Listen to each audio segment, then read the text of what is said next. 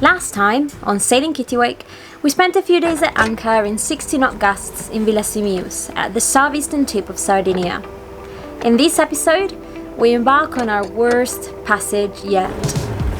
It all started with the spring unsettled weather.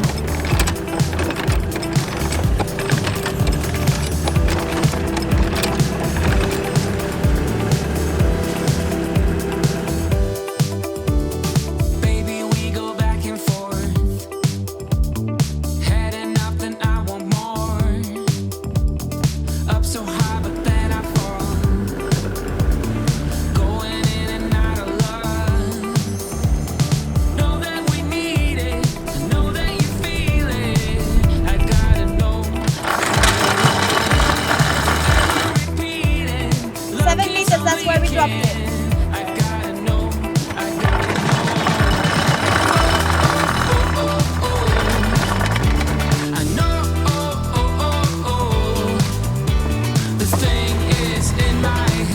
Yeah, it's definitely dug in. Alright.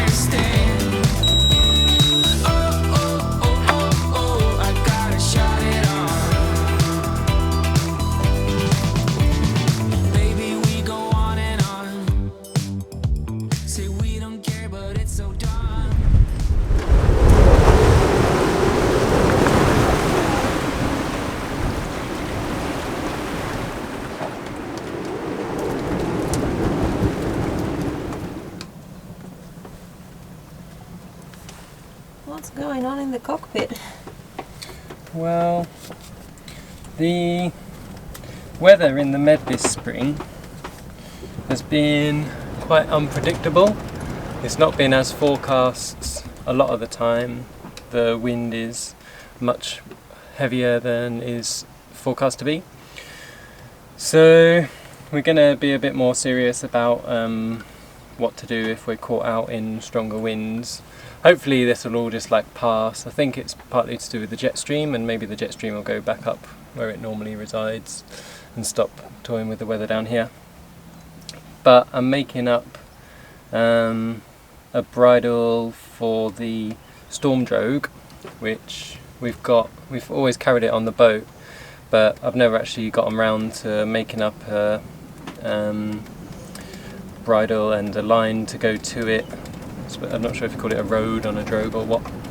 So I'm going to make that up, and then I'm also going to have a sheet for heaving to, because at the moment the staysail is sheeted so close to the middle of the boat that when we heave to, which we have done a couple of times, the boat doesn't sit quite with its nose up towards 45 degrees from the wind where you want it. So that's what I'm doing today, just getting some stuff ready, because we've got some more longer passages to do and the weather's still a bit sketchy. So we're not obviously going to go out in anything if we think it is, dangerous, but if the situation does arise where we're getting out of our comfort zone, then at least we've got a couple of fallback options.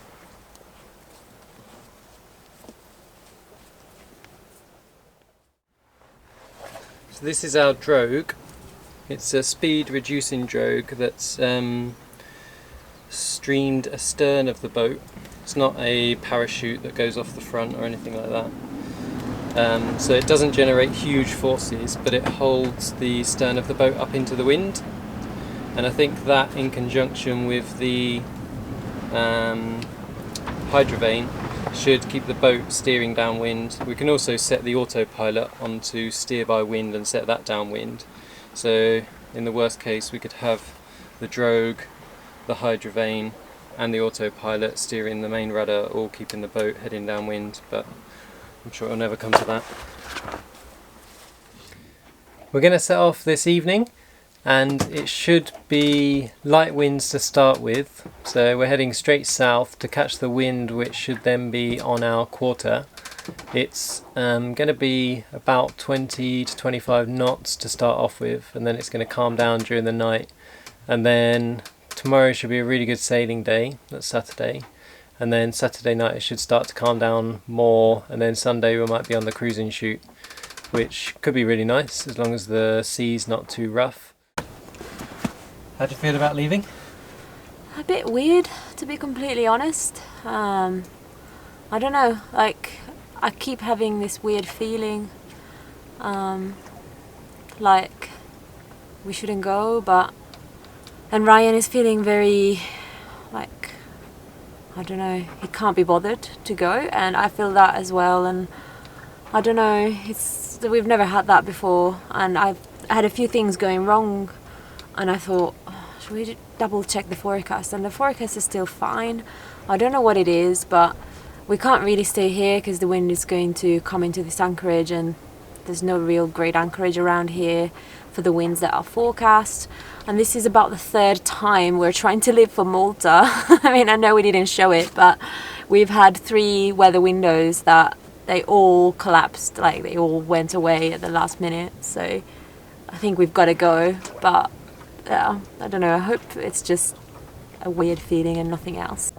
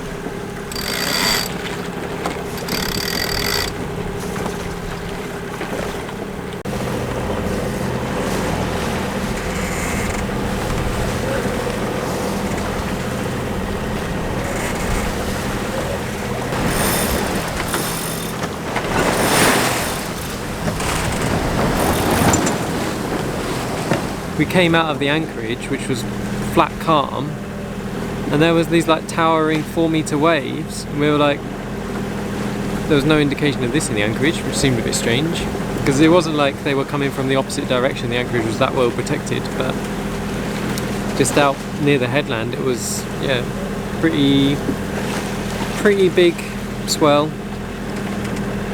Now we're out over the like 600-meter contour, and it's calmed down a lot. Eleanor took a seasickness tablet, and I mean, it's my on watch anyway, so I said to her, just go down and try and get some rest. Those sea berths, the U settee and the like pull-out settee, they're really well located for heavy weather kind of thing. Not that this is heavy weather, but like when the boat's moving around a lot, the sea berths are really good. So that's what's going on at the moment. I'm on watch until 10, and then I'll go for my off watch to try and sleep until 2 AM, and then I'll come back on, and then Eleanor will go and try and get some sleep.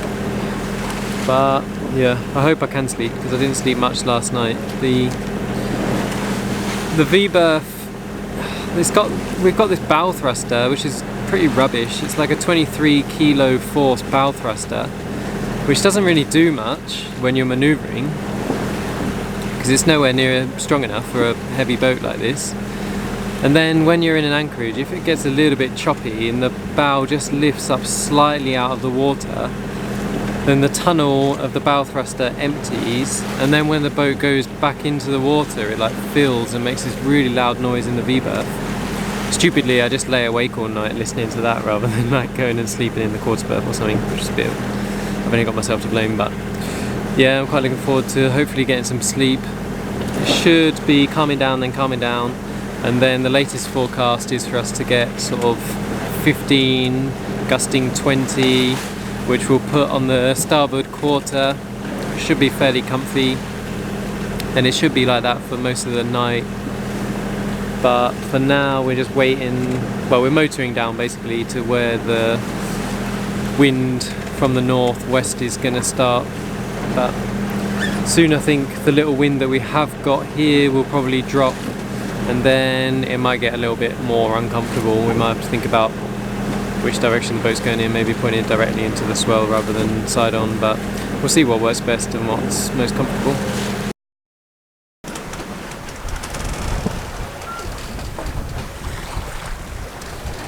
Haven't spoken to you guys for about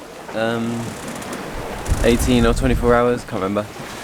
But it was a horrible night last night and most of today. Things have calmed down a bit now, but we haven't recorded anything because we've both been seasick. My first time being properly seasick. I felt like nauseous before, but I've never been throwing up for a long time. Ellen has been feeling pretty ropey all day. It's pretty hard to watch. I've been trying to help her out a bit, getting her water and seasickness tablets and stuff, but nothing seems to be working. Things have calmed down in the last couple of hours. I went down and went to sleep and came back up and things were a bit better. So Eleanor's down sleeping now. I really hope she feels better. We're going to be getting in about 1 o'clock tonight. That's why my voice is a bit weird, by the way, from being seasick all night. Yeah, we're going to get in at about 1 o'clock in the morning. It's now about 5 o'clock in the afternoon. So not too far left to go, but the passage plan kind of went to shit. The wind was supposed to, according to all the forecasts, to veer round and we would have been able to put it on the quarter and head down to Malta.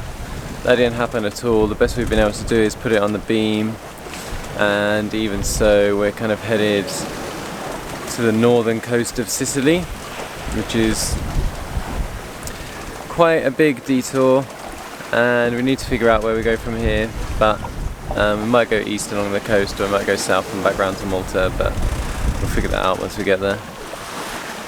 So yeah, it's been mostly 25 gusting 30 most of the day and last night, which on the beam in the med with the short seas you can probably see why we're not feeling so great and haven't really recorded much, but yeah, things are coming down a lot now. There's no white horses around really, and we've got the Yankee back out. We were down to the double reefed main and the staysail for quite a while. Eleanor just put the Yankee back out again, and yeah, the speed's dropping because the wind's dropping, but to be honest right now it being comfortable is way more important. Not much going on weather-wise, but yeah, we've both just been sat here feeling sorry for ourselves and waiting for it to be over, which yeah, it nearly is. Soon hopefully we'll start getting some shelter from Sicily itself, but it's not such a big deal now that the wind and waves are dying down. So yeah, that's where we're at. Sorry for not recording more. I'll try and record some shots now so you get a bit of a picture, but yeah, it's been pretty crappy all day.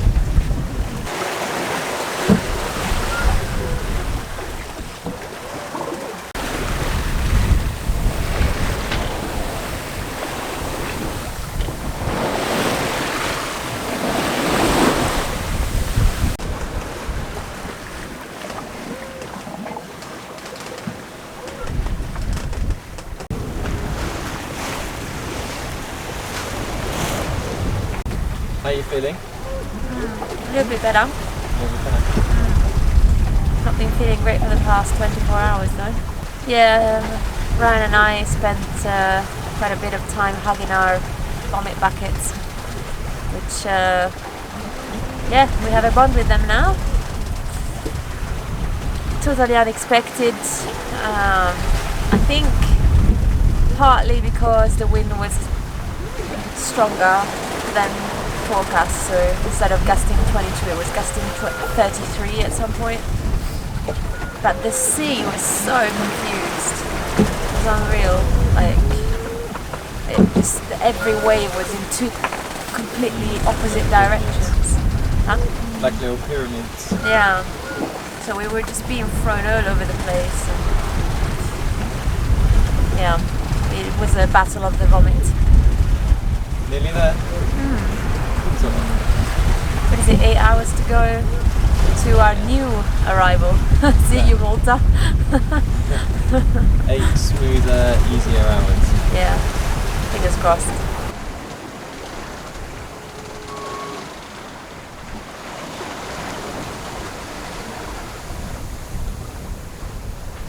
Ryan went down for a nap and I'm in control of the boat. I feel a little bit better, so should be alright handling the white sails. We are, I think our estimated time of arrival at our new destination is around 4 a.m. and it's a place called San Vito lo Capo, but once we get signal we'll double check the forecast to make sure that that is the best place to go, because yeah, we haven't checked the forecast for that specific location, just in general.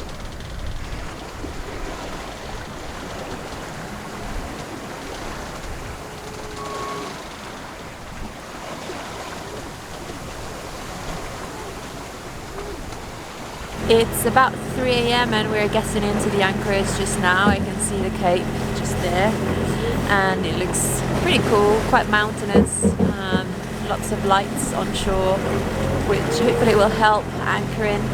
We have our chart plotter, we have Navionics screenshots and obviously Google Maps for identifying sand patches in the dark, and fingers crossed we can anchor well and once rather than having to re-anchor a few times. Really excited to get in. I think not as many times I felt so excited to get to our destination, especially in the middle of the night, which is not our preferred time of arrival into a new place, but oh god, I can't wait to be at anchor. Nice big sandy beach, should be fine. Yeah, it should be fine. That's one of the reasons why we chose this anchorage. It should be easy to anchor in.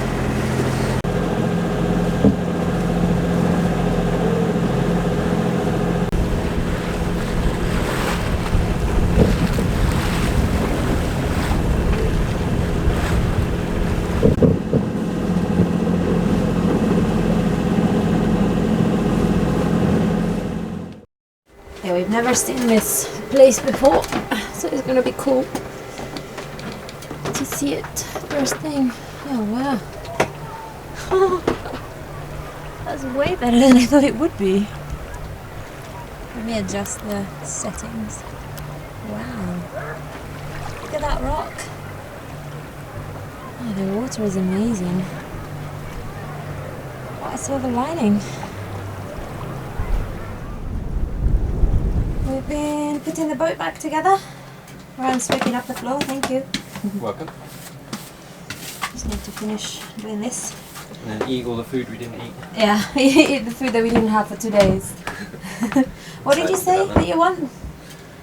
Oh, a KFC with a pizza for dessert. Okay, I've cleaned the puke buckets, I had a shower. I just started to feel human again, which is really nice. Probably just gonna go for a nap in a bit, but there's a few things we wanted to update you on. I think I'll let Ryan tell you all about it. On the passage we had water coming into the boat.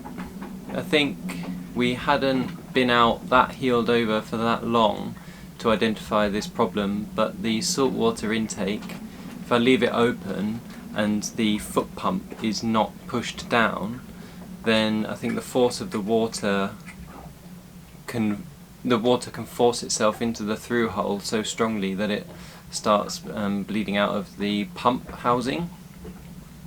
So over hours and hours that let quite a lot of water into the bilges, and I also hadn't realised that the bilge pump, where I hadn't really properly fastened it, it had fallen on its side and then the float switch wasn't activating, so it worked on manual but it wasn't automatically pumping out the bilges.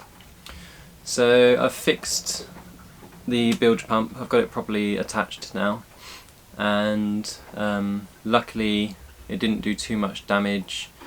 I think the water got into the transducer of the depth reader, which is why that wasn't working on the way in, so I opened that up and cleaned it out with WD-40 and that's working fine again now.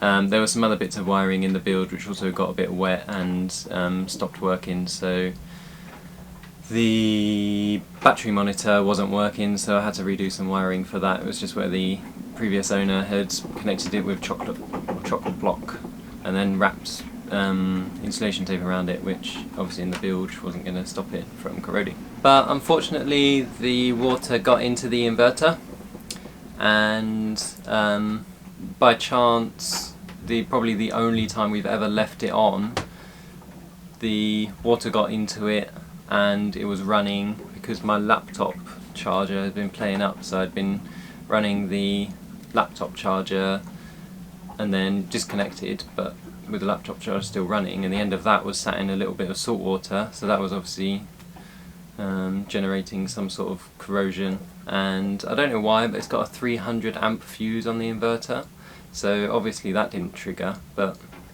I don't know why it hasn't got like a 25 amp fuse or something like that. Maybe one of our viewers knows and can help us with that.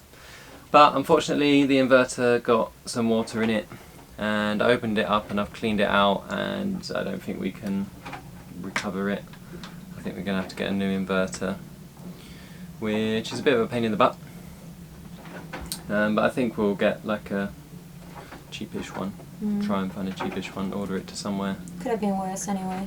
Yeah, it could have been worse. I mean, could have caught fire, I suppose, which would have been a lot worse.